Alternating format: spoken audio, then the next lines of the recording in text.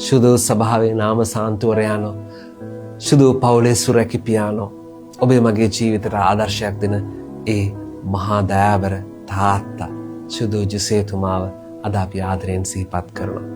ජුසේතුමා ගැන කොතනින් පටන් අරගෙන කොතනින් ඉවර කරන්නද? ඒ තරම් දෙයක් ලියවී නැතයි කියා අපිට හිතනවා ඇති සුබවාදනේ ජුසේතුමා ගැන.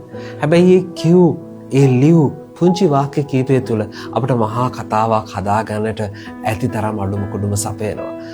ධර්මිෂ්ඨ මිනිසෙක්, ධර්මයේ ඉෂ්ට කළ මිනිසෙක් ජුසේතුමා කියන්නේ. මොකද ධර්මය කියලා කියන්නේ? ධර්මය කියලා කියන්නේ ප්‍රේමයයි. ධර්මය කියලා කියන්නේ විශ්වාසයයි. ධර්මය කියලා කියන්නේ බලාපොරොත්තුවයි. මේ ත්‍රිත්ව ගුණාංග ජුසේතුමාගේ ජීවිතේ මදි නැතිව තිබෙන බව අපි දන්නවා. කොයිතරම් දෙවියන් වහන්සේ විශ්වාස කරාද? තීරණ ගන්න යද්දි වික්ෂිප්ත වෙලා එහෙට මෙහෙට තීරණ දෙකක් තියෙද්දි මොන තීරණයද ගන්නෙ? තමන් මොන පැත්තද ගන්නෙ කියලා තීරණයේදී දෙවියන් වහන්සේගේ හඬට ඇහුම්කන් දුන්නු මේ තාත්තා.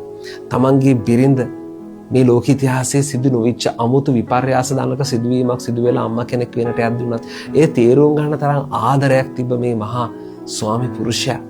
මෙතනින් යහා අපිට තව මොනවා කියන්න බැරිද? දහපරසූරිසූරිනි අපි හැමෝම කතෝලිකයෝ හැටියට අපි ජේසුස් වහන්සේට ආදරෙයි, දේවා මට ආදරෙයි. අද දවසේ ජුසේතුමත් එක්ක ඔබේ මගේ තියෙන සම්බන්ධතාවය අලුත් කරගමු. විශේෂයෙන්ම පිරිමි අය, පිරිමි දරුවෝ, තාත්තලා, ස්වාමි පුරුෂයන් ජේසුතුමාගේ ආදර්ශය තුළ ජීවත් වෙන්න උන්වහන්සේගේ මැදහත්කම ඉල්ලන්න. ජේසුතුමාට කියන අපේ පවුල් ආශිර්වාද කරන්න, අපේ පවුල් සුරකින්න, සුදු පවුල සුරැකුවා වගේ කියලා. ඔබට සුබ මංගල්‍යයක් වේවා. ජේසුතුමාගේ මැදහත් පිට ඔබේ පවුල් වලට ලැබේවා. ජෙස් පීඨයි.